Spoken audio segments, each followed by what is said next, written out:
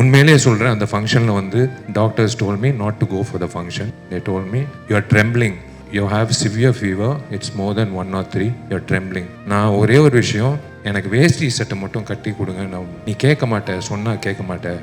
நான் கண்ணாடி முன்னாடி போனேன், என் கண்ணாடி முன்னாடி ஒருத்தர் தெரிஞ்சாரு, Sundar C.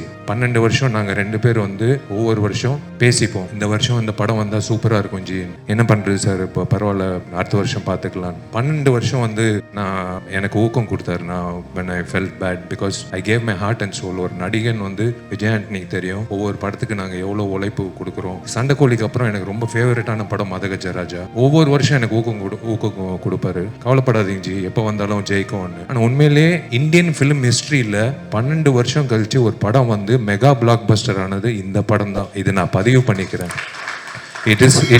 It should go in the book of records. ஏன்னா 4-5 வருஷம் ரிலீஸ் ஆன ஆவாத படங்களே வந்து they'll thrash it. ஜனங்க வரமாட்டாங்க. It is unbelievable, it is unbelievable.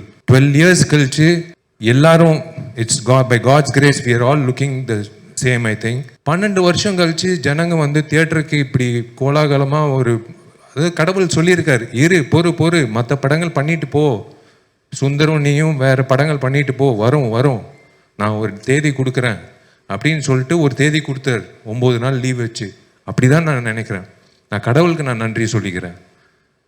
ஏன்னா நம்ம உழைக்கிறோம், திடீர்னு சில நேரத்தில் அந்த படம் வரலைன்னா ஒரு ஆதங்கம் இருக்கும் எல்லா நடிகர்களுக்கும். But I'm really happy today. எனக்கு வந்து எத்தனை பேர் என்னை நேசிக்கிறாங்க, எத்தனை பேர் எனக்காக வந்து வேண்டிக்கிறாங்க, எத்தனை பேர் வந்து என்னை லவ் பண்ணுறாங்க.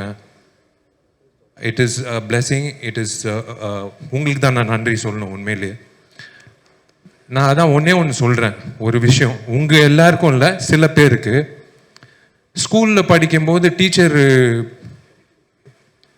ஏதாவது திட்டினா வந்து அப்பா அம்மா கிட்ட போய் சொல்லுவாங்க. டீச்சர்கிட்ட ஏதாவது பாடம் சரியாக புரியலன்னா டவுட்டு கேட்போம். அதே மாதிரி ஒரு பொண்ணை லவ் பண்ணுறோன்னா அந்த பொண்ணை எப்படி என்ன லவ் லெட்டர் எழுதுறோன்னு ஃப்ரெண்டுக்கிட்ட டவுட்டு கேட்போம்.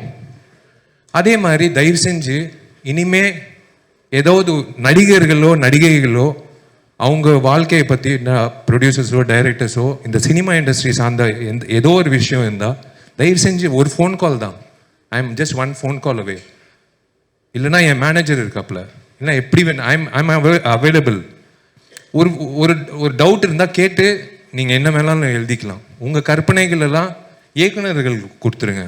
இயக்குநர்கள் தான் அந்த க்ரியேட்டிவிட்டி வேணும். உங்கள் க்ரியேட்டிவிட்டி வந்து நீங்கள் உங்களோட வச்சுக்கோங்க.